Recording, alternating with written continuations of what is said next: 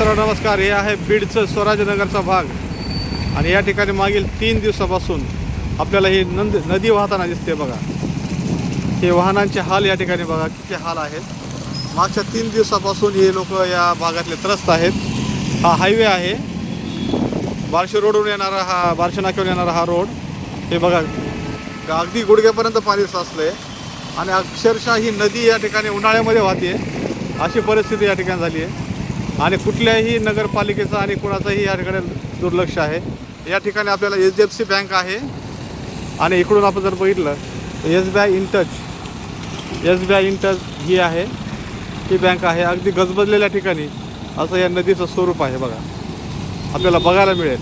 अगदी आपण जर बघितलं तर ही नदी अगदी वाहत चालली आहे, उन्हाळ्यामध्ये नदी वाहते.